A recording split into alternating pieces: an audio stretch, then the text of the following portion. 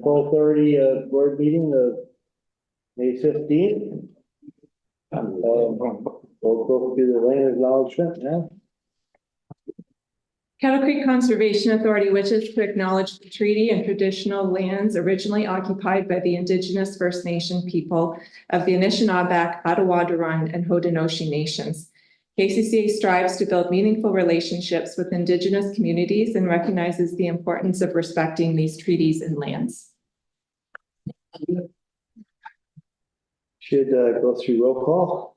Yeah, and Chair, I'll just mention to the two members joining online, Jerry and Sam, thanks for joining us this morning. The camera in the boardroom is malfunctioning this morning, so I'm hoping that you can hear us. You just won't be able to see us this morning. With that, we'll do the roll call. Grant Jones. Here. Lori Baldwin-Sands. Here. Frank Burrs. Here. Jim Herbert. Here. Sharon McMillan. Here. Todd Noble. Yes. Jerry Pribble. I saw the mouth go, yeah. Pribble. Yes. There you are. Sam Trousseau. Here. And John Wilson. And all 10 members are. I'll ask if there's any declarations of pecuniary interest. Seeing none, we'll move down to the minutes of the April 17th meetings. Any errors or omissions? Seeing none, the recommendations before you, mover Lori, seconder Jim. All the vote. Baldwin-Sands. Yes. Burrs. Yes. Herbert. Yes. Millen. Noble. Yes. Pribble. Yes. Trousseau. Yes. Wilson. Yes. And Jones. Yes. That motion passes. Thank you. Next, we'll move down to the matters arising. First, we have Mary Ann and media report. Go ahead, Mary Ann. So busy few weeks. Just wanted to highlight some of the features that we were in local media. So My FM and London Free Press, as well as CTV, all ran segments related to the Children's Water Festival. So that was nice that we had that event highlighted. And then just wanted to highlight the grand opening of Deer Ridge. Lots of great promotion as well. A lot of community excitement. A lot of people RSVPing to the event, and just wanted to also highlight some of the local organizations that are resharing the event. So that's May 30th at 2:30, and anyone interested in attending can RSVP. Thanks, Mary Ann. Any questions, Mary Ann? I know some of us are there for the water festival, and a lot of kids running around. Good place. Thanks to John for rolling in with one of the old drill rigs and showing people. That one's still in operation. Is that just? Yeah. It's it doesn't get a lot of use. It's the extra one in case something goes wrong. Didn't get any water in. No. I only had one kid I wanted to strangle. Yeah, most of the kids were pretty good. Jeez. Man, I told you not to say anything. Oh, that's good. After that, the group wasn't allowed to touch stuff.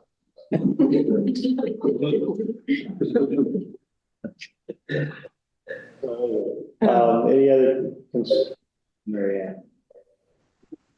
Got the food truck festival coming up shortly in a few weeks. Looks like hopefully we'll have good weather for that. Put that up. Great. It's fun. We'll move on. There's nothing else. Elizabeth, the project.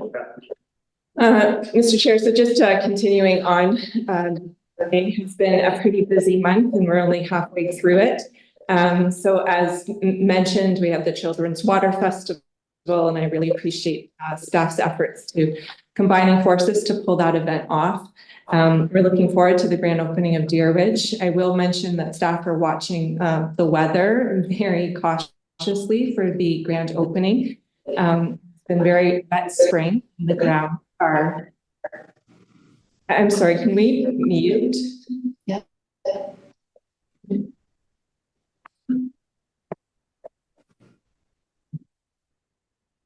The grounds are very wet, so we're watching those ground conditions very carefully for that grand opening.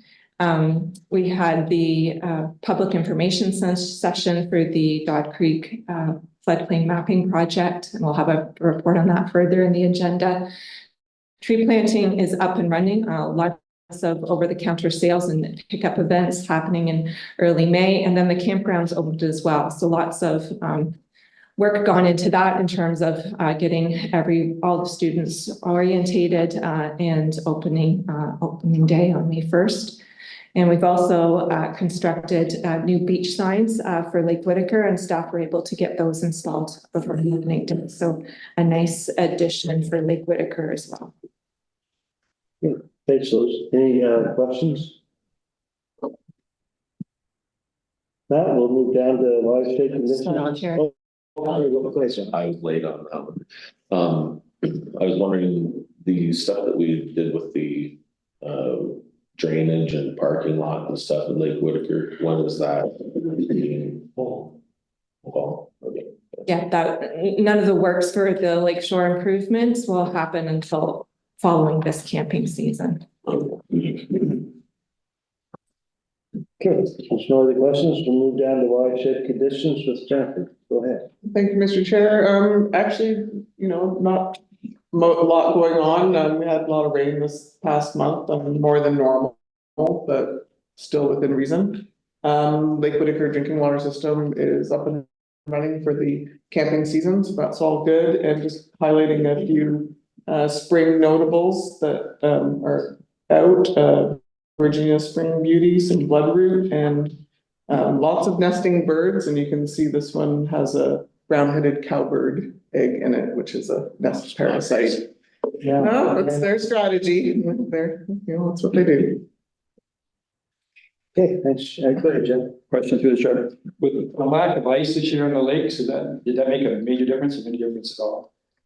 It does make a difference. The water levels are still higher than normal, higher than the long-term average, but really what makes a difference for water levels in the watershed is the amount of snow cover and spring melt. The lake ice doesn't really have any effect on the water flows and water levels in the watershed now. It was the lack of snow that really made a big difference.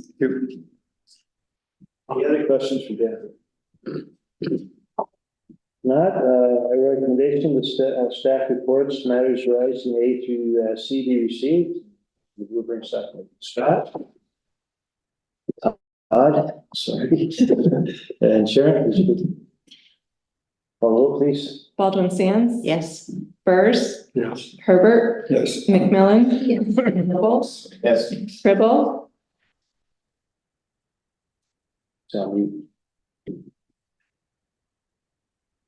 I see the thumbs up. Thanks, Jerry.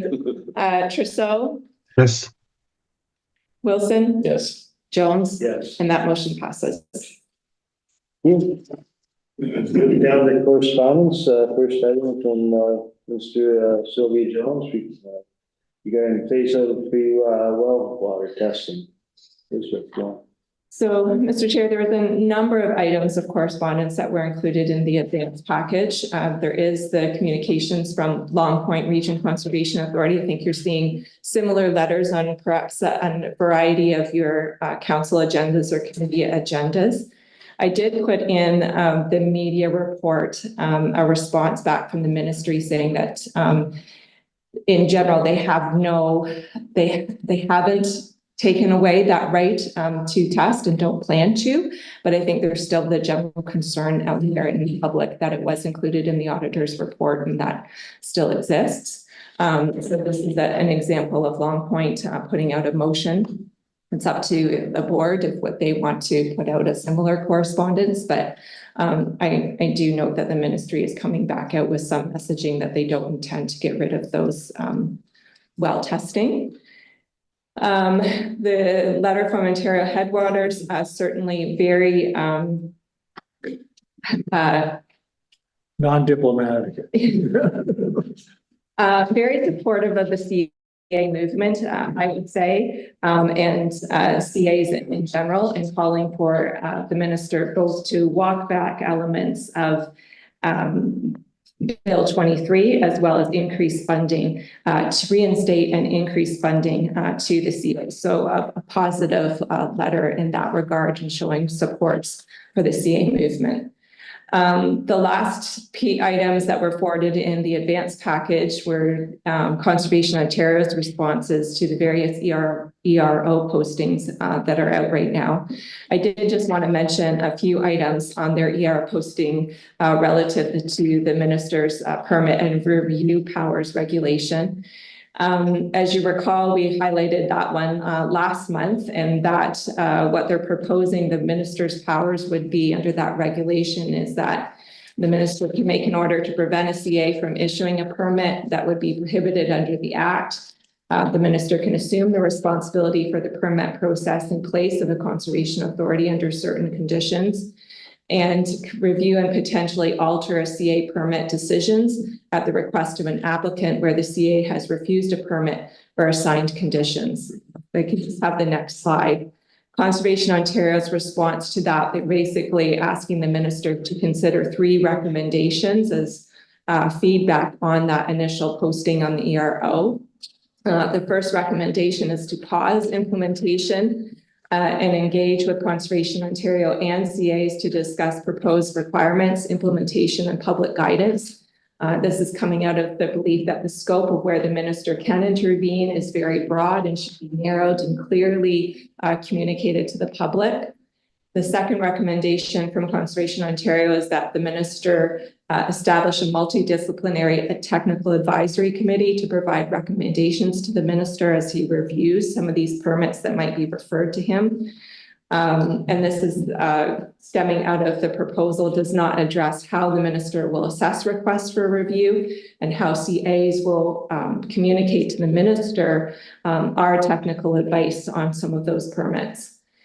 And the final recommendation is that the ministry is reminding the ministry that if they are going to be fully responsible and accountable for losses or damages arising from the minister's decision on any permits. And this is basically referring to the fact that the minister is going to step in and issue a permit where you guys were not willing to issue based on your policies, based on the mapping and advice that you received from staff, that the minister is fully accepting all liability for those decisions. So I think it was a well-drafted letter. I think it captures a lot of what the CAs have voiced at various meetings as concerns. And certainly that was circulated on behalf of all CAs to the minister. And then if I can have the next slide, the final piece of correspondence I did receive this morning, and it wasn't included in the advanced packages. But we did receive notice from the City of London that John Strybosch has been appointed to our board, effective immediately. So I'll be reaching out to him to join us at our June meeting and get him some orientation before that time. And as you remember, this is the City of London finally being granted permission from the minister to appoint a citizen rep as their third representative on the board. Okay, thanks, Elizabeth. Any questions? Yeah, go ahead. To the chair, I would direct it to Mr. Wilson if I could. When you're drilling a well, somebody new, who has to do the testing? Would have been very interesting if the owner had to pay for it every time, but overall, when you start drilling, who decides? We have to make sure that contamination can't get from the surface down. But we aren't responsible for testing the water, because if the water's contaminated, it's not our fault. So I know that's sort of. No, I just wondered what the legality is. Yeah, but the Ontario Groundwater Association, we've been fighting. As soon as we got any wind, but we've been fighting it. We endorsed a resolution at the last council meeting to say that this is ridiculous, because like it's just Walkerton waiting to happen again, except on a much bigger scale. Because the people are supposed to get it tested. If it costs them, they won't do it. So I'm glad they've reversed this decision, because it wasn't a very wise one. It's not up to you. No. But it is like, I think it's on a new place, or if there's a real estate transaction where it changes hands, Mhm. it's required to get a clean water test. So there are some guidelines in place. Yeah, and I mean, a spot like Lake Whitaker, they've got a test all the time. It's, if it's public use or there's more than, I think more than 5 households on one system, you have to get it regularly tested. Gotcha. Thank you very much. Just a follow-up question on water testing. So do people bring a sample to the health unit? Is that how it works? They don't come out? What's so good? All right, just wondered about that. Just in your water. Just It appeared on the grade. Any other questions, Lori? Go ahead. Is there any action that is required at this time, or are you I, suggesting? I think it's Mr. Chair, to Lori, I think it's the will of the board, whether you want to echo a motion that was put forward by Long Point, from this organization as well. We can certainly pass that something similar today. And I can forward it on in the same manner that Long Point has to the ministry, just echoing those comments. And I'll put that motion on the floor. And I'll second that. That is, thank you, Alder.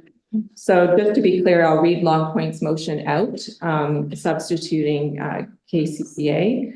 So whereas private water systems, example wells, are not protected through legislated requirements under the Safe Drinking Water Act 2002 and the Clean Water Act 2006, but are more likely to contribute to cases of gastrointestinal illness than municipal systems.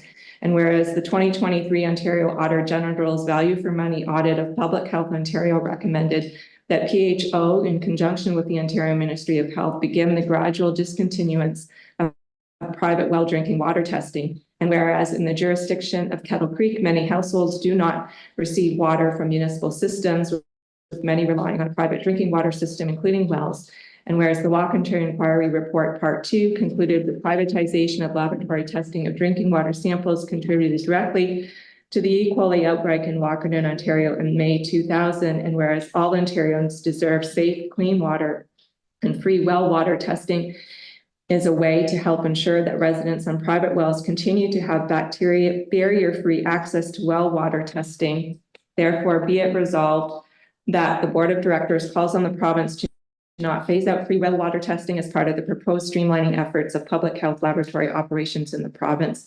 And further, that this resolution be circulated to the Honorable Sylvia Jones, Minister of Health, Honorable Lisa Thompson, Minister of Agricultural, Food and Rural Affairs, Honorable Andrea Kajin, Minister of Environment, Conservation and Parks, local MPPs, and Conservation Ontario and Ontario's Conservation of Peace. So I have that moved by Lori and seconded by Sharon. Actually, I just got, Oh, sorry.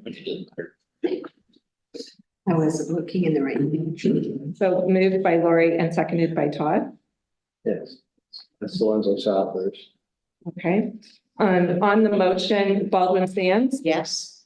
Frank Burrs, Herbert, Yes. McMillan, Yes. Noble, Yes.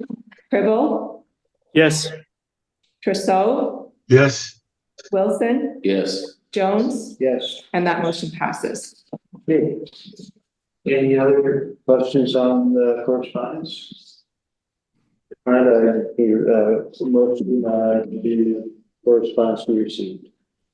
Me mover second, Sharon, and who else switched, Lori? So moved by Sharon, seconded by Lori, Baldwin Sands. Yes. Sorry, Burrs, Herbert, Yes. McMillan, Yes. Noble, Yes. Cribble, Yes. Trousseau, yes, Wilson, yes. Jones, Yes. and that motion passes. Thank you. Moving down to new business, first one, retention policy. Go ahead, Lisa. So, last year, actually, the authority received $30,000 through the Community Services Recovery Fund to complete file forward record management for a changing work environment. The proposal was actually to do scanning of our photos, slides, libraries, maps, and historical paper files and move towards a document management system. We weren't successful in receiving full funding, and so we had to scale the project. So the main deliverable that we are doing with that project is we've now successfully scanned our extensive photo and slide library, all of our historical maps, and our paper files. So it was a significant undertaking and well worth the effort to now have seamless access to those historical files electronically. Through this process, we've also been working as a collaborative amongst a number of CAs, which was led by Credit Valley Conservation Authority to develop a comprehensive retention schedule and share the costs for a legal review on that retention schedule.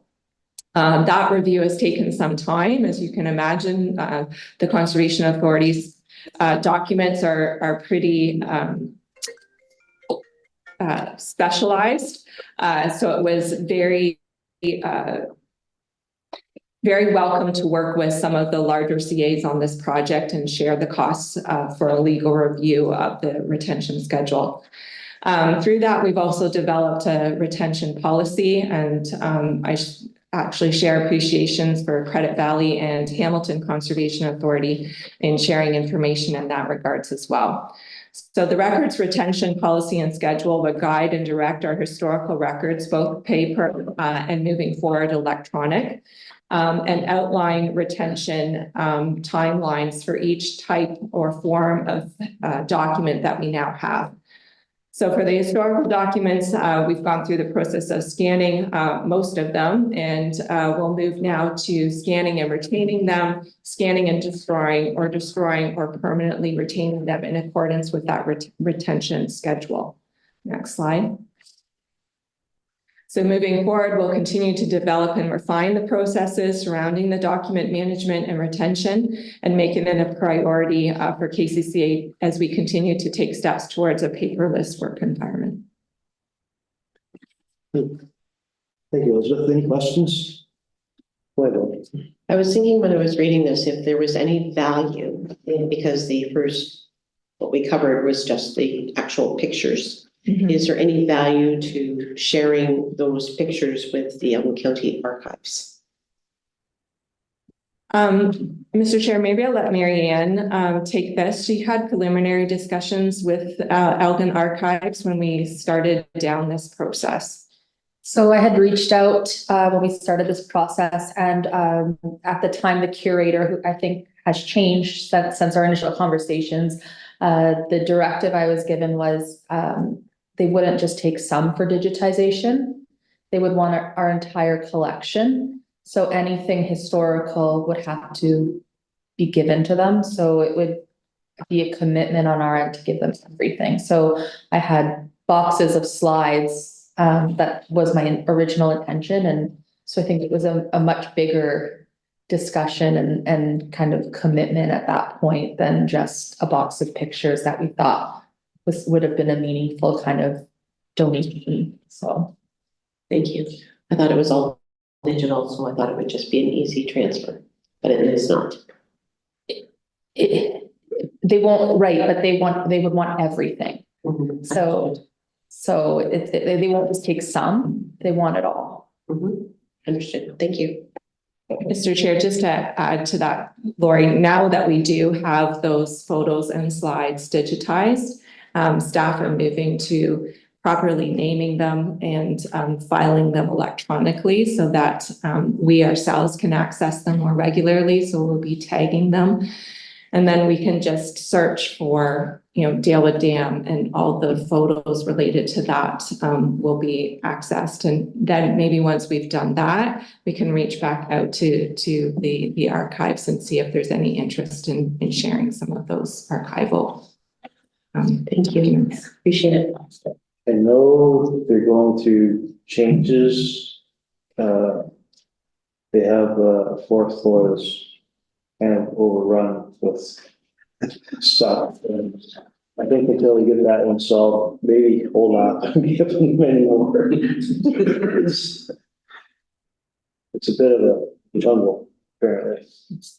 Thank you. Okay, anything else on that?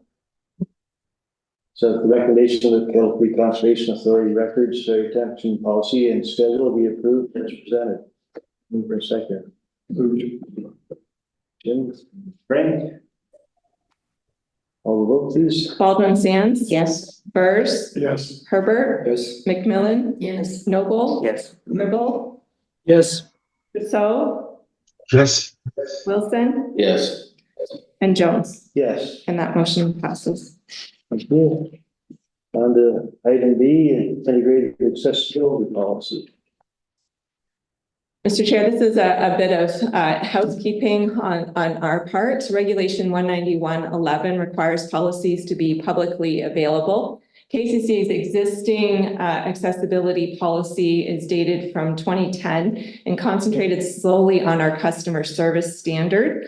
But this updated policy now captures our commitment to all of the other standards under that act, including customer service, information and communication, employment, design of public spaces, and transportation doesn't apply to us as an organization with less than 50 employees. So the policy basically from 2010 didn't meet all of the requirements in terms of having everything publicly available in a policy. So we've updated that now to be more transparent and how we're meeting that accessibility act. I can have the new slide. And so it's just comprehensive policy, and it includes some good best management practices at the end in terms of an appendix that staff can be using during their various orientation sessions with seasonal staff and permanent staff as well. And just asking that the integrated accessibility policy be approved as presented. Questions or concerns? Jim, go ahead. Thank you, sir. When you do these policies, do you check other authorities to make sure you're in compliance with what other are doing, basically a template? Yes. Okay, thank you. Any other questions? Okay, the recommendations before you, we need a mover and seconder. John? Baldwin Sands. Yes. Burrs, Yeah, I'm sorry, yes. Herbert, Yes. McMillan, Yes. Noble, Yes. Ribble, Yes. Rousseau, Yes. Wilson, Yes. and Jones. Yes. And that motion passes. Down to Dog Creek Enhanced River floodplain mapping approval. Jeff? Thank you, Mr. Chair. In 2023, KCCA retained Aquifer Beach to complete updated floodplain mapping for a 24 square kilometer area of the Dog Creek subwatershed with funding assistance from the Flood Hazard Information and Mapping Program. So that project was completed in this year in February. As a part of that project, a notice of the updated floodplain mapping was posted to KCCA's website on March 28th, providing 30 days advance notice of adoption in accordance with Ontario Regulation 4121. With that, we also did a virtual public information center, which occurred in April on the 16th in the evening, with 3 members of the public in attendance. Staff were there as well, and a presentation was provided by representatives from Aquifer Beach. So we're all available to answer questions. And as well, the website had information on available for any public to see any of the reports, any of the past presentations, submit questions electronically or by other means. We didn't get a lot of questions about the project through the website. We did get a few direct calls, mostly just public asking how it would affect their property values or taxes, if it would affect them at all. So not a lot of questions. And the same sort of questions were also asked during the public information center as well. However, it didn't change any of the results or information that we received from those final reports. So there's no recommended changes as a result of that public information center. Next slide, please. So as a result of that project and the Public Information Center, the recommendation is that the staff report on the Dog Creek Enhanced Riverine floodplain mapping be received. And further, that the Dog Creek Enhanced Riverine floodplain mapping hydraulic modeling report that was submitted in February 2024. And the Enhanced Riverine floodplain mapping within the Dog Creek Subwatershed hydrological modeling report dated February 21st, 2024, be approved. Thanks, sir. Any questions? Go ahead, Todd. Through you, that mapping, does that affect that, there was a subdivision that was going in at one corner of Southwold, and I was just curious if this mapping affects that, because we talked about some of those re-rains earlier. Well, sorry, through Mr. Chair, what subdivision is that? There could be a future one on the Cape, the front on the. Right, on Major Line. So for that area, it is an area that the new mapping identified as spill zone. So it's more an area of backflowing water without velocity, low flowing depths that just happen to backflow and spill over because of the grade elevation. So it wouldn't be prohibitive to development. It would be just some additional restrictions to address the issue of backflow and by correcting that without impacting downstream neighboring properties. So I don't envision any changes in the floodplain mapping that would cause red flags or prohibitions to known development areas. Okay. Just some further considerations. Cool. It'd be similar to the subdivision in Port Stanley by the school that's being worked on right now. That's those some conditions put on that one as well. Mr. Chair, Jerry has his hand up. Go ahead, Jerry. Oh, thank you. I did have a question in regards of, I didn't see in the background, have we done this before? When was it last time that this was completed?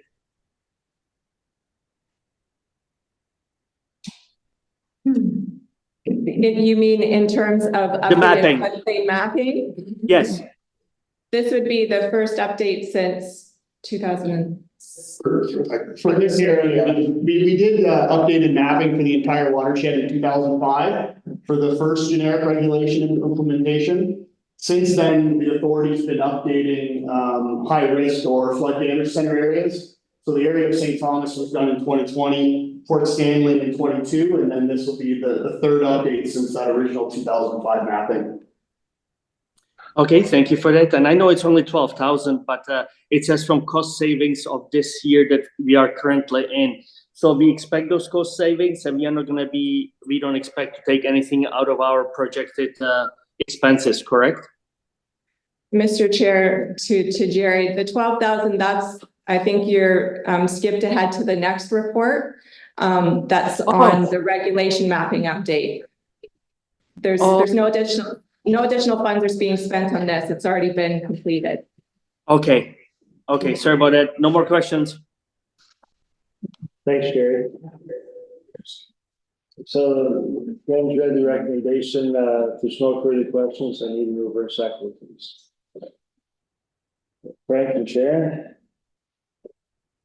Call the roll, please. Baldwin Sands? Yes. Burrs? Yes. Herbert? Yes. McMillan? Yes. Noble? Yes. Cribble? Yes. So? Yes. Wilson? Yes. And Jones? Yes. And that motion passes. Thank you. On to item D, KCCA regulation limit mapping update. Joe. go ahead. Thank you, Mr. Chair. So as a result of some of the changes from the Conservation Authority back in the new regulation, the authority is required to update its regulation limit mapping. Through that process, we also thought it was a good opportunity to do a comprehensive review of that regulation limit mapping. Again, it's one that hasn't really had a comprehensive update since 2005 with the generic regulation implementation. So what we're asking for today from the board, there's certainly more modernized technology and information that we can rely on such as the LiDAR topographic mapping that's shown on the screen. It's kind of a 3D imagery that contains all kinds of information on it that through GIS technology, we can create models that will automate or create a methodology that'll automate mapping these features and then applying all of the standards of how we create regulated mapping. So Conservation Ontario has produced a few guidelines to determine how to do that mapping. So what we're asking for today is approval of an upset limit of $12,000 so that we can go out and retain a GIS professional to follow the guidelines of the province, but rely on the LiDAR topography to create a model that will automate that mapping for us and apply the allowances and create the updated regulation limit mapping for us. Included in the new regulation is a requirement to update our mapping on an annual basis, or at least to review it and update it annually, update it as new information comes available, and keep that mapping as accurate as possible. With the development of a GIS model, that's something that staff can use in-house as new information becomes available, new base mapping or new hazard studies that come in, we can reintroduce that into the model and have a continual updated mapping. So this would give us a chance to bring our mapping up to speed to date, as well as satisfy the requirements of future updates.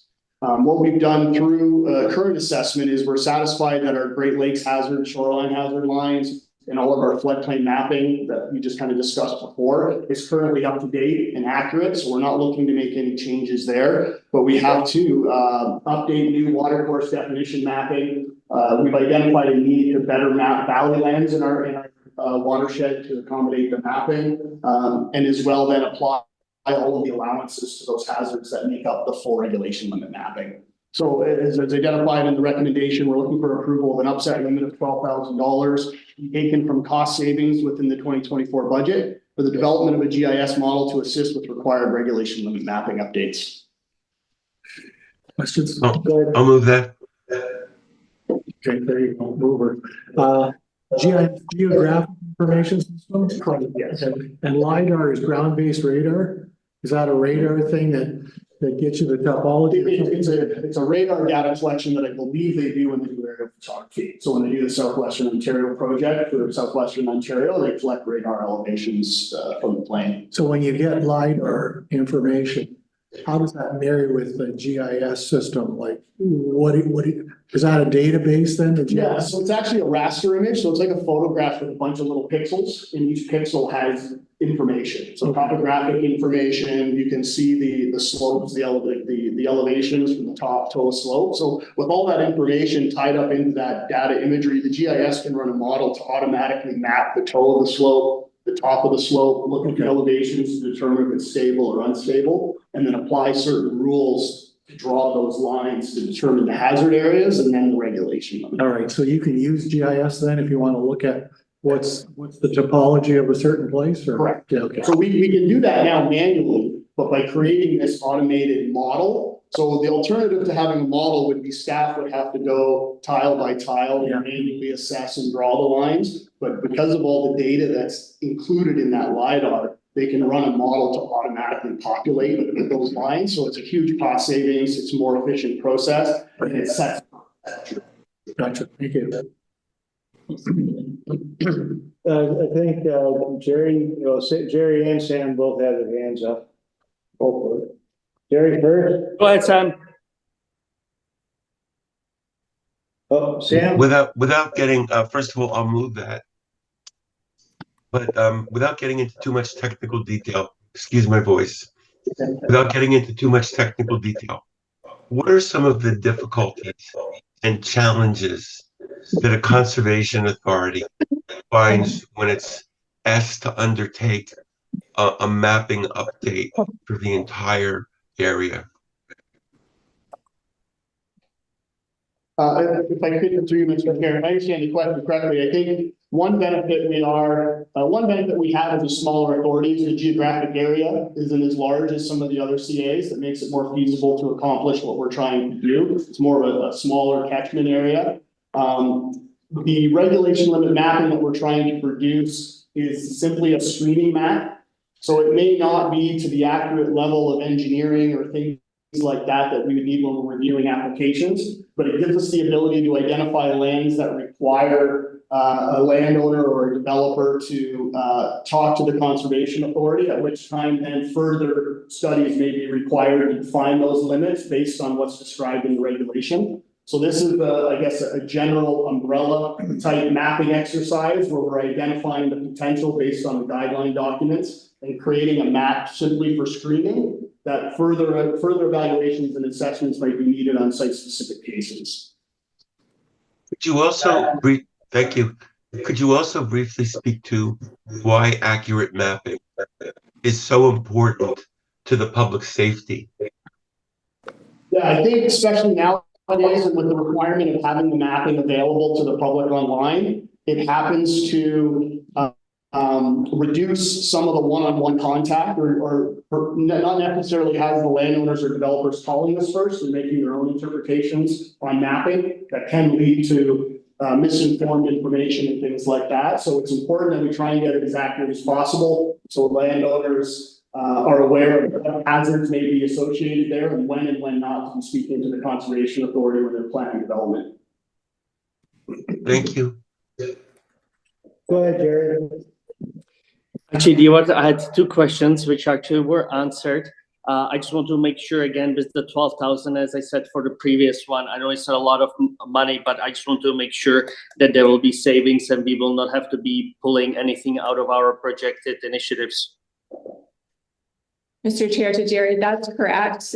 Jessica in the GIS department had an unexpected fee-for-service contract with Conservation Ontario that more than covers this expense. So it doesn't impact the budget in any way. We're covering it with those unexpected funds. Okay, thank you for that. And I could be wrong, but I think the previous report that we just completed, I think that in the presentation, it said regulation 41/21, and I think it is 41/24. So I just want to, just in case it is, to be updated. That's all. Thank you. Thank you, Jerry. Jeff, Yes, I had the same question. We're only 4 months into the budget. We have at least a cost savings of $1,000. I'm assuming by the end of the year, there will be no problems. Because sometimes you get unexpected things, but anyway, you answered the question that it was. Elizabeth is very good at Understand? supporting. 100%. Great opinions. Thank you. Go ahead, Sharon. Just one question. How often does this mapping need to be updated? Or like, is there sort of a finite? Yeah, so under the new regulation, we're required to at least review it annually for updates. Typically, if there's technical studies that we've approved, like the Dog Creek floodplain mapping, that would require an immediate update. There's no requirements right now that specifies when you should update it, other than to monitor it and identify when it needs to be updated. So right now, as I said, as new hazard studies come in, or if there's changes in the landscape that require it to be relooked at, that would trigger an update to a review. But historically, we've just done it randomly as things come in, but now we have a requirement to at least look at it annually and determine if updates are required. Okay, and then just through the chair, one further question as part of that. You had mentioned about the developers. Is it typical that they would go to these maps that would be, I'm assuming, posted online before they, just to head off any sort of problems that they may have in terms of their development? Right. Do they do that? Or? Yeah, I think in our area, we're pretty good working with our municipalities for requiring pre-consultation. But there are opportunities where they just go to the online mapping, make some pre-assumptions to kind of guide their development along. But certainly they do rely on that as well as staff to get pre-consultation before they go too far with the design. I'm kind of thinking down the road as a municipal councillor, what the impacts might be, you know. In our area, it's not so much Kettle Creek, but yeah. Okay, that's good. Okay, any further questions? Oh, sorry, go ahead, Jerry. No, to see what's in the motion. Oh, Jerry, do you, we have, Santa has moved it. Jerry, do you want to second it? Yes, please. Okay, thank you. Baldwin Sands. Yes. Spurs. Herbert, Yes. McMillan, Yes. Noble. Yes. Cribble, Yes. Trousseau, Yes. Wilson, Yes. and Jones. Yes. And that motion carries. And last, I guess not last, it's, next, item, planning and regulations report from Joe. Thank you, Mr. Chair. Again, just reporting on the advanced report that was in your package with permits that have been issued and planning applications reviewed by staff. I will know there was a copy of the correspondence letter and where staff identified concerns in a recent planning and development. It wasn't necessarily an objection at this time, but certainly further information and the need for the applicant to follow policies and procedures to give us the informed information that we need to review it. So included in this one is a letter of concern noted on one planning application. And we're just looking for the board to receive this information. Questions for Joe? No. Move it. Frank moves, seconder, please. John? Call the roll, please. Baldwin Sands. Yes. Spurs, Yes. Herbert, Yes. McMillan, Yes. Noble, Yes. Cribble, Yes. Trousseau, Yes. Wilson, Yes. and Jones. Yes. And that motion passes. Yeah. And last but not least, August full party. Yes, thank you, Mr. Chair. On the notices that went out, usually we say the August meeting is to be determined whether or not we require one. I am noting to the board members that we are requiring one this year. We're working through the conservation areas watershed strategy as well as the conservation land strategies. And we're going to need to bring reports to the board in August just to keep in tune with our schedule to get those documents in place by December 31st. So the third Wednesday of August, right now is August 21st. I'm just double checking that members are good with that date and that we don't need to pick a different date in August. What was that? Yeah. August 21st. Yeah, We will be at email. yeah, so I Oh, will. right. Yeah. So Is Emil the full week? we'll be coming. home. Wednesday. I'm coming- Yeah, I'm coming home on the 21st, so I'm on, but others may not. And Could we- Could we move it to the 22nd? Thursday. yeah. I can't tell you yes or no right now. Why don't you book it for the 22nd? I'll book it in for the 22nd and we'll update and put out invite immediately after this meeting so people can confer with their schedules. So that's a Thursday. That's a Thursday. Question. At 10 a.m. Chair Jerry has a question. Oh, go ahead, Jerry. Yeah. I'm sorry, do you say Jerry? Yeah, That'd be- you had your hand up. Or you have a question in the chat? Oh, the question from chat, yeah, and I just realized that it's been there, sorry, it was never sent earlier, but this has to do with one previous report, Elizabeth, regarding Canada summer jobs. But I don't know if this is the right thing, but to talk about it now, or I couldn't hear last few seconds, so that's why I don't know where we are now. But yes, I do have one more question. Here, go ahead. Sure. Okay, so regarding one of the earlier reports stated that we have the 2 positions, and I wanted to ask, how many did we have last year, and did we apply for more than 2? Mr. Chair, if I may, if Jessica's listening, Jessica, can you take this question? Yeah, I can. So last year and this year, we applied for 6 positions, and both last year and this year, we only received 2 positions. Okay. And the reason we got is just that their source of funding has been cut, so they have to make cuts down. Mr. Chair, Jessica, previously before these last 2 years, though, we had previously been getting 6 positions covered. Yes, More than- that's correct. Yeah. Okay. So did we budget for the additional ones, like 4? Because I would imagine if we apply for 6, that we do need the 6 people, but the additional 4 that are not covered, are they included in the budget? Mr. Chair, to Jerry, yes, the Canada Summers job, it's just seen as extra funding. And certainly helps the campgrounds out in terms of budget and revenue. Jessica and I are also pursuing other avenues and other staffing applications that we can help pad that budget a little bit in terms of positions. But this not getting the Canada Summers job didn't impact our ability to hire staff in the campgrounds this summer. Thank you. No more questions. Thanks, Gary. Okay, anything further? Hopefully the second of August works for everybody and we'll stay in touch on that. Okay, there's nothing else. That's the end of open session.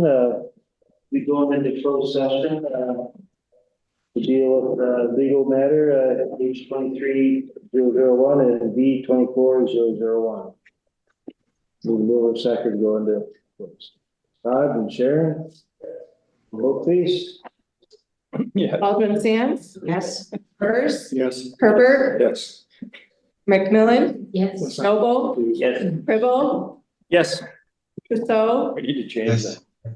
Wilson? Yes. Jones? Yes. And that motion passes. We're entering closed session at 10:51.